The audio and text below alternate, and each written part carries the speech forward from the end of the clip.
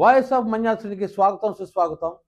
జగన్ 5,000 కిలోమీటర్ల పాదయాత్రకి శ్రీకారం చుట్టబోతున్నాడనే వార్తలు ఇప్పుడు వస్తున్నాయి. ఈ పాదయాత్ర వల్ల జగన్ మళ్ళీ అధికారంలోకి వస్తాడా అన్నద పాయింట్ ఒకటి అరైజ్ అవుతుంది. ఇక్కడ అసలు పాదయాత్ర అన్నది నాకు తెలిసినంత వరకు భారతదేశంలో మొట్టమొదటిసారి మహాత్మా గాంధీ ఉప్పు సత్యాగ్రహంలో నడిచాడు. 30 కిలోమీటర్లు నడిచాడు అంటారు. అది నాకు తెలిసిన మొట్టమొదటి పాదయాత్ర చరిత్రలు కానీ మనం చూసుకుంటే గతంలో. మరి అదేవిధంగా సంజయ్ దత్ తండ్రి గారు సునీల్ దత్ గారు పంజాబ్ అల్లర్లని గురించి శాంతి జరగాలి అంటే సమాజంలో శాంతి మేల్కోవాలి, అప్పుడు పంజాబ్ అల్లర్లు ఎక్కువ ఉండేవి.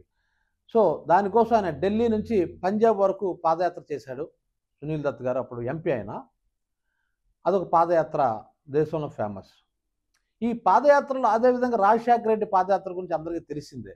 అది బాగా పాపులర్ అయిపోయింది. అంటే రాజశేఖరని సీఎంగా నిలబెట్టేటువంటి అంటే సీఎం కుర్చీలో కూర్చునే అవకాశం వచ్చింది ఆ పాదయాత్ర ద్వారా. అధిష్టానం తల వంచమని ఇచ్చింది దానికి ఆ పదవి. మరి ఆ తర్వాత చంద్రబాబు నాయుడు పాదయాత్ర కూడా ఉంది. ఆ తర్వాత ఆయన అధికారంలోకి వచ్చాడు. అలాగే జగన్ పాదయాత్ర, అతను పాదయాత్ర చేసిన తర్వాతే 60 సీట్లు వచ్చాయి. మధ్యలో ఆయన జైలుకి వెళ్ళిపోయాడు కాబట్టి వాళ్ళ చెల్లెలు చేసింది పాదయాత్ర షర్మిల. 60 సీట్లు పైన ఆయన గెలుచుకున్నాడు, 67 ఎన్నో గెలుచుకున్నాడు ఆయన. ఆ తర్వాత ఏకంగా సీఎం అవడం జరిగింది. ఆ నెక్స్ట్ లోకేష్ పాదయాత్ర చేశాడు, ఆయనకి మంచి పేరు వచ్చింది. అదేవిధంగా రాహుల్ గాంధీ గారు కూడా పాదయాత్ర చేశారు. చూడండి, ఇక్కడ మీరు గమనిస్తే లోకేష్, రాహుల్ గాంధీ వీళ్ళిద్దరి మీద ఎక్స్పెక్టేషన్స్ లేదు జనాలకి. అంటే చంద్రబాబు నాయుడు గారి మీద ఎక్స్పెక్టేషన్ ఉండేది, రాజశేఖర రెడ్డి, అలాగే జగన్, అలాగే షర్మిల కూడా చేసింది పాదయాత్ర.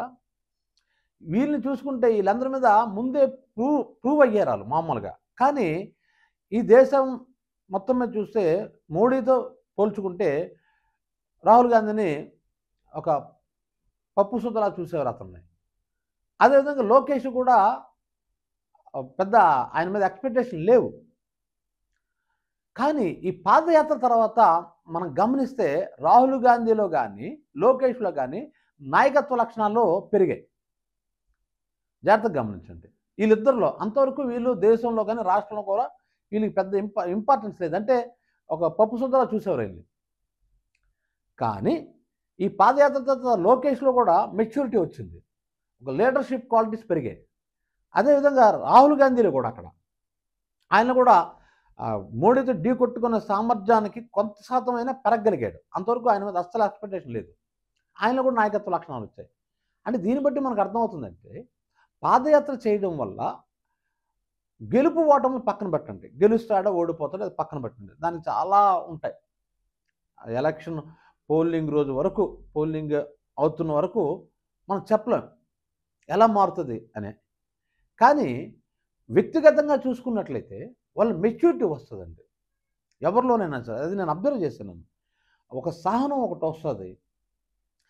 అదేవిధంగా ప్రజల బాధను అర్థం చేసుకునే మెచ్యూరిటీ వస్తుంది. ఎందుకంటే సాధారణంగా ఈ లోకేష్ కానీ, జగన్ కానీ, ఈ రాహుల్ గాంధీ కానీ వీళ్ళంతా కూడా ఒక సిల్వర్ స్పూన్తో పుట్టిన వీళ్ళు. ఈ సిల్వర్ స్పూన్తో పుట్టిన వాళ్ళకి ఈ పేదలతో కష్టాలు, వాళ్ళ బాధలు, వాళ్ళ కన్నీళ్ళు ఇది అర్థం చేసుకునే స్థితి వాళ్ళకి ఉండకపోవచ్చు. అందరికని కాదు, ఉండకపోవచ్చు. ఎందుకంటే మనం బుద్ధుడిని చూసుకున్నట్లయితే అతను ఒక రాజు కొడుకు అయినప్పుడు కూడా పేదవాళ్ళ బాధలు చూసే కదా అతను బుద్ధుడిగా మారిపోయాడు. కానీ చాలామంది సిల్వర్ స్పూన్తో పుట్టిన వాళ్ళకి పేదవాళ్ళ బాధలు, ఆకలి బాధలు ఇవి అర్థం కావు. అటువంటి అర్థం కావాలంటే జనాల్లో మమేకం అవ్వాలి. జనంలో మమేకం అయితే వాళ్ళకి అర్థం అవుతుంది ఆ విషయం. ఇన్ని బాధలు ఉన్నాయి ప్రపంచంలో. సో మనం అధికారంలోకి వస్తే మనం ఏం చేయాలి అని ఆలోచించుకోవడానికి, ఆ బాధను అర్థం చేసుకోవడానికి, ఆ సమస్యలను పరిష్కరించడానికి, ఆ పరిష్కార మార్గాలు కూడా వాళ్ళు ఆలోచిస్తారు. అప్పుడు వాళ్ళ మెచ్యూరిటీ లెవెల్ పెరుగుతుంది అనమాట. ఇది అయితే ఇప్పుడు జగన్ పాదయాత్ర అలా జరగబోతుంది. 5,000 కిలోమీటర్లు అని అంటున్నారు. దాదాపుగా 1.5 సంవత్సరాలు 2 సంవత్సరాలు పట్టొచ్చు ఆ పాదయాత్ర పూర్తయ్యేసరికి. అయితే ఇంతకుముందు జరిగినంత సాఫీగా జరుగుతుందా? గతంలో కూడా కొన్ని అడ్డంకులు జగన్కి పాదయాత్రలో సృష్టించారు. ఆ తేనెతుట్టుని కదపడం, తేనెటీగలు దాడి చేయడం, ఇలాంటి కొన్ని సంఘటనలు జరిగాయి. ఆ తర్వాత లోకేష్ పాదయాత్ర చేసినప్పుడు కూడా జగన్ ప్రభుత్వం కొన్ని అడ్డంకులు సృష్టి కాబట్టి రాజశేఖర రెడ్డి గారు లేదా చంద్రబాబు నాయుడు గారు వీళ్ళు పాదయాత్రలకి ప్రాబ్లం లేదు. కానీ గత 2 సార్లుగా గతంలో జగన్ చేసినప్పుడు కానీ తర్వాత ఇప్పుడు లోకేష్ చేసినప్పుడు కానీ ప్రభుత్వంలో ఏ పార్టీ అధికారంలో ఉంటే ఆ ప్రభుత్వం అడ్డంకులు సృష్టించడానికి ప్రయత్నించింది. ఇప్పుడు మరీ తీవ్రంగా ఉండబోతుంది. ఎందుకంటే ఆయన మామూలు జనాల్లోకి వస్తేనే బార్కెట్లు పెట్టడం, గోతులు తవ్వేయడం, జనాలు రానివ్వకుండా చేయడం చేశారు. ఇప్పుడు డైరెక్ట్ పాదయాత్ర అంటే ప్రభుత్వానికి మరింత ఇబ్బంది. కాబట్టి ఈసారి జగన్ పాదయాత్ర సాఫీగా సాగడానికి అవకాశం లేదు. ఎక్కడికక్కడ అడ్డంకులు సృష్టించడానికి అవకాశం ఉంది. కానీ ఇక్కడ ప్రభుత్వాలు కూడా గమనించవలసింది ఏంటంటే అలాగ అడ్డంకులు సృష్టించిన కొలిది ఆ నాయకుడి క్రేజ్ పెరుగుతుంది. ఇప్పుడు లోకేష్ పాదయాత్ర చేసినప్పుడు జగన్ అడ్డంకులు సృష్టించాడు. అంతకుముందు జగన్ పాదయాత్ర చేసినప్పుడు చంద్రబాబు నాయుడు కొన్ని అడ్డంకులు సృష్టించాడు. దానివల్ల ఏం జరిగింది? అధికారాన్ని కోల్పోవాల్సి వచ్చింది. ఎప్పుడైతే అడ్డంకులు సృష్టిస్తారో ప్రజలకి ఆ నాయకుడి మీద సానుభూతి పెరుగుతుంది. కాబట్టి ప్రభుత్వం ఈ అడ్డంకులు సృష్టించకుండా నీ నడకేది నువ్వు నడుచుకొని వదిలేశారు అనుకోండి, అప్పుడు ఆటోమేటిక్గా ఇంత క్రేజ్ రాదు. అడ్డంకి సృష్టిస్తున్న కొలిది క్రేజ్ పెరుగుతుంది నాయకుడికి. ఆ విషయం మెచ్యూరిటీ ఉన్నటువంటి చంద్రబాబు నాయుడికి తెలుసు. కాబట్టి అడ్డంకి సృష్టించడనే నేను అనుకుంటాను. కాకపోతే అక్కడ రెడ్ బుక్ రాజ్యాంగం కూడా నడుస్తుంది కాబట్టి సృష్టించడానికి కూడా అవకాశం ఉంది. ఎందుకంటే ఆయన గతంలో 2-3 పర్యటనలు మనం చూసాం. స్టేట్లో పర్యటన చేసినప్పుడల్లా అడ్డంకి సృష్టించారు.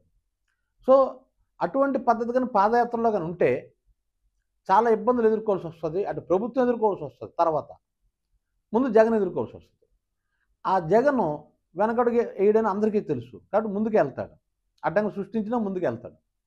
సో అందుకోసమే అలా ముందుకెళ్తున్న కొలిది ఆయన సానుభూతి పెరుగుతుంది, ఓట్ల శాతం పెరుగుతుంది. కాబట్టి ఎటువంటి అడ్డంకులు సృష్టించకుండా ఆయన మానాన్ని ఆయన వదిలేస్తేనే ప్రభుత్వాలు మంచిది. అలాగే జగన్ ముఖ్యమంత్రి అయినా అపోజిషన్లో పాదయాత్ర చేసినా జగన్ కూడా అడ్డంకులు సృష్టించకూడదు. ఎందుకంటే ఆ హక్కు ఉంటుంది. పాదయాత్ర చేసే హక్కు ప్రతి మనిషికి ఉంటుంది. ఈ ప్రభుత్వాలు ఎక్కడే చేస్తున్నారు అంటే అధికార మతంతో మేము అధికారంలో ఉన్నాం కదని చెప్పేసి అపోజిషన్ వాళ్ళని ఇబ్బంది పెడతారు. తర్వాత వాళ్ళ అధికారంలోకి వచ్చింది వీళ్ళని ఇబ్బంది పెడతారు. ఇది రాష్ట్రంలో ప్రశాంతత అన్నది కూడా భంగం అవుతుంది, శాంతి కొరబడుతుంది అనమాట. సో ఇటువంటి ప్రమాదం కూడా ఉంటుంది. కాబట్టి ఈసారి పాదయాత్రకి ఏ అడ్డంకులు ఉండకూడదని నేనైతే కోరుకుంటున్నాను. ఒకవేళ పాదయాత్ర చేస్తే మాత్రం ఖచ్చితంగా, ఎందుకంటే అదొక సెంటిమెంట్ లాగా అయిపోయింది. పాదయాత్ర చేస్తే సీఎం అయిపోతున్నారు. అటువంటి సెంటిమెంట్లో మారిపోయింది. రాజశేఖర రెడ్డి గారించి మనం చూస్తున్నాం. అతను సీఎం అయ్యాడు, తర్వాత చంద్రబాబు నాయుడు సీఎం అయ్యాడు. అంటే అధికారంలోకి వచ్చింది, వాళ్ళ పార్టీలో అధికారంలోకి వచ్చింది. తర్వాత లోకేష్ చేస్తే మళ్ళీ తెలుగుదేశం అధికారంలోకి వచ్చింది. సో ఇప్పుడు మళ్ళీ జగన్ చూస్తున్నాడు. ఈ సెంటిమెంట్ వర్కౌట్ అవుతుందో లేదో కూడా చూడాలి. ఈ వీడియో మీకు నచ్చినట్లయితే వాయిస్ ఆఫ్ మన్యాసునికి లైక్ చేయండి, షేర్ చేయండి, సబ్స్క్రైబ్ చేయండి.